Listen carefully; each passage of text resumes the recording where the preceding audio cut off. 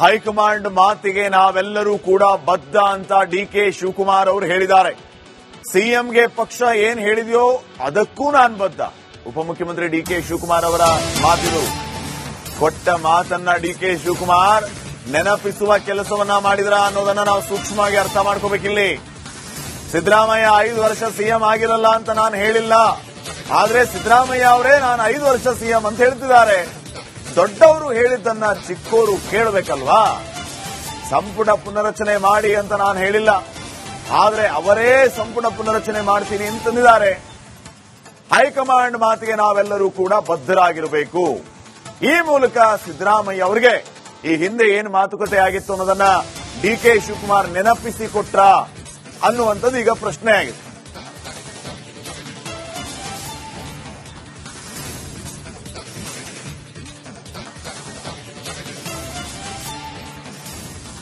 ಇವತ್ತು ಫೋನ್ ಮೂಲಕ ಖರ್ಗೆ ಅವ್ರ ಜೊತೆ ಸಿಎಂ ಅವರು ಮಾತಾಡಿದ್ದಾರೆ. ನಾಳೆ ಅವ್ರ ಭೇಟಿಗೆ ಏನೋ ಟೈಮ್ ಕೊಟ್ಟಿದ್ದಾರೆ ಅಂತೆ ಸರ್. ತಪ್ಪೇನಿದೆ? ತಪ್ಪೇನಿಲ್ಲ. ಏನು ಅವ್ರು ಮಾತಾಡಬಾರ್ದಾ?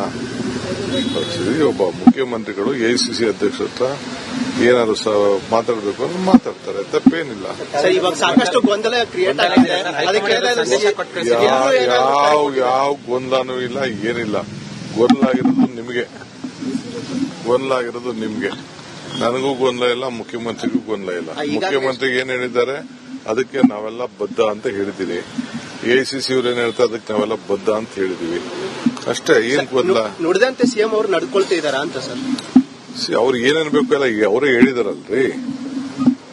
ನಾವ್ ಯಾರಿಗೂ ಅವ್ರಿಗೆ ಅವರ ಅಥಾರಿಟಿನ ನಾವು ಕ್ವಶನ್ ಮಾಡಿಲ್ಲ.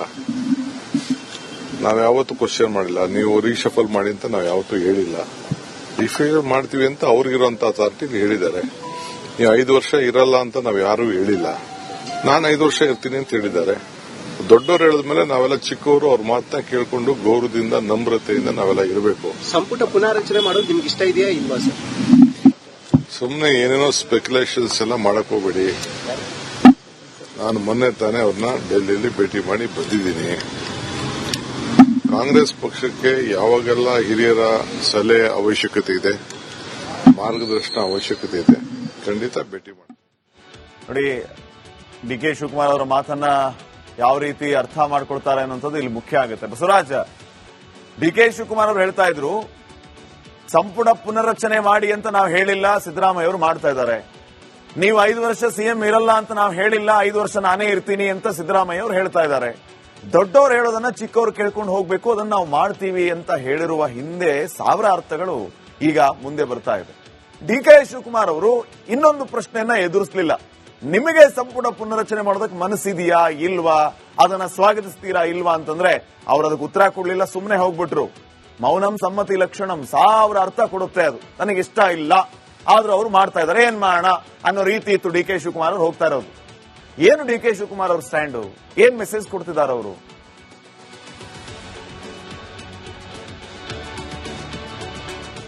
ಶ್ರೀಪಾದ್, ಇಲ್ಲಿ ಬಹಳ ಪ್ರಮುಖವಾಗಿ ಕಾಂಗ್ರೆಸ್ ಹೈಕಮಾಂಡ್ ಮೌನಕ್ಕೆ ಶರಣಾಗಿರತಕ್ಕಂತಹದ್ದೇ ಬಹಳ ಗೊಂದಲನ ಮೂಡಿಸ್ತಾ ಇರತಕ್ಕಂಥದ್ದು. 5 ವರ್ಷ ಸಿದ್ದರಾಮಯ್ಯ ಅವರೇ ಸಿಎಂ ಆಗಿರ್ತಾರೆ ಅಂತ ಇಲ್ಲಿವರೆಗೂ ಕೂಡ ಯಾರೇ ಹೈಕಮಾಂಡ್ ನಾಯಕರು ಸ್ಪಷ್ಟಪಡಿಸ್ತಾ ಇಲ್ಲ. ನಮ್ಮ ಸಿದ್ದರಾಮಯ್ಯ ಅವರು ಸಿಎಂ ಆಗಿದ್ದಾರೆ, ಅವ್ರು ಮುಂದುವರಿತಾರೆ ಅನ್ನುವಂತ ಮಾತುಗಳನ್ನ ಅಷ್ಟೇ ಹೇಳ್ತಾ ಇದ್ರು ಹೊರತು ಕಂಪ್ಲೀಟ್ ಆಗಿ 5 ವರ್ಷ ಮಾಡ್ತಾರೆ ಅನ್ನುವಂತ ಮಾತನ್ನ ಹೇಳ್ತಾ ಇಲ್ಲ. ಇನ್ನು ಕ್ಯಾಬಿನೆಟ್ ರೀಶಫಲ್ ವಿಚಾರಕ್ಕೆ ಬಂದ್ರೆ ಯಾವುದೇ ಕಾರಣಕ್ಕೂ ಕೂಡ ಕ್ಯಾಬಿನೆಟ್ ರೀಶಫಲ್ ಆಗತ್ತೆ, ಮುಂದಿನ ದಿನಗಳಲ್ಲಿ ನಿರ್ಧಾರ ಮಾಡ್ತೇವೆ ಅನ್ನೋದನ್ನ ಸ್ವತಃ ಎಐಸಿಸಿ ಅಧ್ಯಕ್ಷರಂತ ಮಲ್ಲಿಕಾರ್ಜುನ್ ಖರ್ಗೆ ಅವರು ಹೇಳ್ತಿಲ್ಲ, ಉಳಿದಂತಹ ನಾಯಕರು ಹೈಕಮಾಂಡ್ ನಾಯಕರು ಹೇಳ್ತಿಲ್ಲ. ಹೀಗಾಗಿ ಒಂದು ರೀತಿಯಲ್ಲಿ ಇದು ಅಡ್ಡಗೋಡೆ ಮೇಲೆ ದೀಪ ಇಟ್ಟಂತೆ ಆಗ್ತಾ ಇದೆ. ಇನ್ನು ಡಿಸಿಎಂ ಡಿಕೆ ಶಿವಕುಮಾರ್ ಅವರು ಈಗಾಗಲೇ ಅವರು ತಮ್ಮ ನಾಯಕತ್ವವನ್ನು ಪಡೆದುಕೊಳ್ಳಕ್ಕೆ ಸಾಕಷ್ಟು ಪ್ರಯತ್ನವನ್ನು ಮಾಡ್ತಾ ಇದ್ದಾರೆ. ಇದರ ಜೊತೆಗೆ ಇದು ಇನ್ನಷ್ಟು ದಿನ ಮುಂದಕ್ಕೆ ಹೋದ್ರೆ, ಇದು ಹೀಗೆ ಸೈಲೆಂಟ್ ಆಗಿದ್ಬಿಟ್ರೆ ನಮ್ಮನ್ನ ಸುಮ್ಮನೆ ಸತಾಯಿಸಿ ಸೈಲೆಂಟ್ ಆಗಿ ಮಾಡಿಬಿಡ್ತಾರೆ ಅನ್ನುವಂಥದ್ದು ಒಂದು ಅವರ ಮನಸ್ಸಿಗೆ ಬಂದಂತೆ ಕಾಣಿಸ್ತಾ ಇದೆ. ಮತ್ತು ಈಗ ಹೈಕಮಾಂಡ್ಗೆ ನಾವು ಬಿಸಿ ಮುಟ್ಟಿಸದೆ ಹೋದ್ರೆ, ಅಲರ್ಟ್ ಮಾಡಿಸದೆ ಹೋದ್ರೆ, ಇದು ಇನ್ನಷ್ಟು ದಿನಗಳ ಕಾಲ ಸಿಎಂ ಆಗಿ ಸಿದ್ದರಾಮಯ್ಯ ಮುಂದುವರಿತಾರೆ. ಇದು ಹಾಗೆ ಇನ್ನು ಬೇರೆ ಬೇರೆ ನೆಪಗಳನ್ನು ಹೇಳಿಕೊಂಡು ಮುಂದಿನ ದಿನಗಳಲ್ಲಿ ಕಂಪ್ಲೀಟ್ ಮಾಡಿಬಿಡ್ತಾರೆ ಅವಧಿ. ಆದ್ರಿಂದ ಈಗ ಸೂಕ್ತವಾದಂತಹ ಸಮಯ, 2.5 ವರ್ಷ ಕಾದಿದ್ದೇವೆ. ಇನ್ನು 2.5 ವರ್ಷಕ್ಕೆ ಈಗ ನಾವು ಇದನ್ನ ಹೈಕಮಾಂಡ್ ಗಮನಕ್ಕೆ ತರದೆ ಹೋದ್ರೆ ಮುಂದಿನ ದಿನಗಳಲ್ಲಿ ನಮಗೆ ಉಳಿಗಾಲ ಇಲ್ಲ, ನನಗೆ ನಾಯಕತ್ವ ಸಿಗಲ್ಲ ಅನ್ನುವಂತ ಲೆಕ್ಕಾಚಾರಕ್ಕೆ ಡಿಸಿಎಂ ಡಿಕೆ ಶಿವಕುಮಾರ್ ಅವರು ಬಂದಂತೆ ಕಾಣಿಸ್ತಾ ಇದೆ. ಅವ್ರ ಮಾತುಗಳನ್ನು ಗಮನಿಸಿದ್ರೆ ಎಲ್ಲವನ್ನು ಕೂಡ ಮಾರ್ಮಿಕವಾಗಿ ಮಾತನಾಡ್ತಾ ಇದ್ದಾರೆ. ಒಂದ್ ಕಡೆ ಹಿರಿಯರಂತಾರೆ, ಇನ್ನೊಂದ್ ಕಡೆ ನಾವು ಎಲ್ಲದಕ್ಕೂ ಒಪ್ಪಿಗೆ ಕೊಟ್ಟಿಲ್ಲ ಅನ್ನುವಂತ ಲೆಕ್ಕಾಚಾರದಲ್ಲೂ ಕೂಡ ಮಾತನಾಡ್ತಾ ಇದ್ದಾರೆ. ಆದ್ರಿಂದ ಅವರ ಹೇಳಿಕೆ ಹೇಳಿಕೆಗಳು ಬಹಳಷ್ಟು ಬದಲಾವಣೆಗಳಾಗಿದ್ದಾವೆ. ನೀವು ಕಳೆದ ವಾರ ಮಾತನಾಡಿದಂತಹ ಹೇಳಿಕೆಗಳು ಈಗ 2-3 ದಿನಗಳಿಂದ ಮಾತನಾಡ್ತಾ ಇರತಕ್ಕಂಥ ಹೇಳಿಕೆಗಳು ಬಹಳ ಗಂಭೀರವಾಗಿ ಬದಲಾವಣೆಗಳಾಗಿರ್ತಕ್ಕಂಥದ್ದು ಗಮನಿಸ್ತಾ ಇದ್ದೇವೆ. ಪ್ರತಿ ಮಾತಿನಲ್ಲೂ ಸಿಎಂ ಸಿದ್ದರಾಮಯ್ಯ ಅವರಿಗೆ ಒಂದಷ್ಟು ರೀತಿಯ ಒಂದು ತಿರುಗೇಟನ್ನು ಕೊಡ್ತಕ್ಕಂಥದ್ದು ಮತ್ತು ಅವರಿಗೆ ಒಂದಷ್ಟು ಸಂದೇಶವನ್ನು ಕಳಿಸ್ತಕ್ಕಂಥ ಹೇಳಿಕೆಗಳು ಕೂಡ ಆಗಿರೋದ್ರಿಂದ ಸಹಜವಾಗಿ ಡಿಕೆ ಶಿವಕುಮಾರ್ ಅವರು ಒಂದು ಆಶಾವಾದವನ್ನು ಇಟ್ಕೊಂಡು ಕೂತಿದ್ದಾರೆ.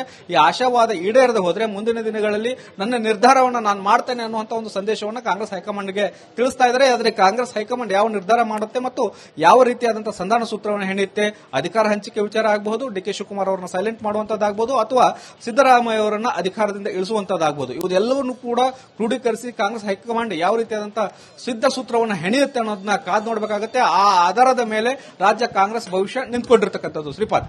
ಓಕೆ, ಥ್ಯಾಂಕ್ ಯು ಬಸವರಾಜ್ ಮಾಹಿತಿಗಾಗಿ. ಹೈಕಮಾಂಡ್ ಮಾತಿಗೆ ನಾವೆಲ್ಲರೂ ಕೂಡ ಬದ್ಧ ಅಂತ ಡಿಕೆ ಶಿವಕುಮಾರ್ ಅವರು ಹೇಳಿದ್ದಾರೆ. ಸಿಎಂಗೆ ಪಕ್ಷ ಏನ್ ಹೇಳಿದೆಯೋ ಅದಕ್ಕೂ ನಾನು ಬದ್ಧ. ಉಪಮುಖ್ಯಮಂತ್ರಿ ಡಿಕೆ ಶಿವಕುಮಾರ್ ಅವರ ಮಾತಿದು. ಕೊಟ್ಟ ಮಾತನ್ನ ಡಿಕೆ ಶಿವಕುಮಾರ್ ನೆನಪಿಸುವ ಕೆಲಸವನ್ನ ಮಾಡಿದ್ರ ಅನ್ನೋದನ್ನ ನಾವು ಸೂಕ್ಷ್ಮವಾಗಿ ಅರ್ಥ ಮಾಡ್ಕೋಬೇಕಿಲ್ಲಿ.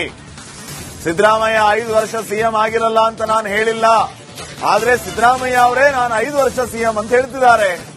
ದೊಡ್ಡವರು ಹೇಳಿದ್ದನ್ನ ಚಿಕ್ಕೋರು ಕೇಳಬೇಕಲ್ವಾ? ಸಂಪುಟ ಪುನರಚನೆ ಮಾಡಿ ಅಂತ ನಾನು ಹೇಳಿಲ್ಲ, ಆದ್ರೆ ಅವರೇ ಸಂಪುಟ ಪುನರಚನೆ ಮಾಡ್ತೀನಿ ಅಂತಂದಿದ್ದಾರೆ. ಹೈಕಮಾಂಡ್ ಮಾತಿಗೆ ನಾವೆಲ್ಲರೂ ಕೂಡ ಬದ್ಧರಾಗಿರಬೇಕು. ಈ ಮೂಲಕ ಸಿದ್ದರಾಮಯ್ಯ ಅವರಿಗೆ ಈ ಹಿಂದೆ ಏನು ಮಾತುಕತೆ ಆಗಿತ್ತು ಅನ್ನೋದನ್ನ ಡಿಕೆ ಶಿವಕುಮಾರ್ ನೆನಪಿಸಿಕೊಟ್ರ ಅನ್ನುವಂಥದ್ದು ಈಗ ಪ್ರಶ್ನೆ ಆಗಿದೆ.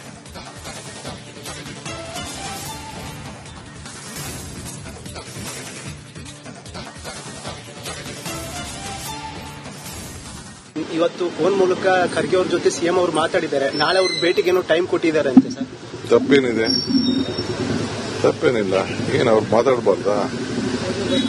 ಒಬ್ಬ ಮುಖ್ಯಮಂತ್ರಿಗಳು ಎಐಸಿಸಿ ಅಧ್ಯಕ್ಷರ ಹತ್ರ ಏನಾದ್ರು ಮಾತಾಡಬೇಕು ಅಂತ ಮಾತಾಡ್ತಾರೆ, ತಪ್ಪೇನಿಲ್ಲ. ಇವಾಗ ಸಾಕಷ್ಟು ಗೊಂದಲ ಕ್ರಿಯೇಟ್ ಆಗಿದೆ. ಯಾವ ಗೊಂದಲನೂ ಇಲ್ಲ, ಏನಿಲ್ಲ. ಗೊಂದಲ ಆಗಿರೋದು ನಿಮ್ಗೆ.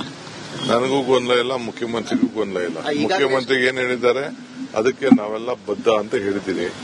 ಎಐಸಿಸಿ ಅವ್ರು ಏನ್ ಹೇಳ್ತಾರೆ ಅದಕ್ಕೆ ನಾವೆಲ್ಲ ಬದ್ಧ ಅಂತ ಹೇಳಿದೀವಿ ಅಷ್ಟೇ. ಏನ್ ಗೊಂದಲ? ನುಡಿದಂತೆ ಸಿಎಂ ಅವರು ನಡ್ಕೊಳ್ತಾ ಇದಾರ ಅಂತ ಸರ್. ಅವ್ರಿಗೆ ಏನೇನ್ಬೇಕು ಎಲ್ಲ ಅವರೇ ಹೇಳಿದಾರಲ್ರಿ. ನಾವ್ ಯಾರಿಗೂ ಅವ್ರಿಗೆ ಅವರ ಅಥಾರಿಟಿನ ನಾವು ಕ್ವಶನ್ ಮಾಡಿಲ್ಲ.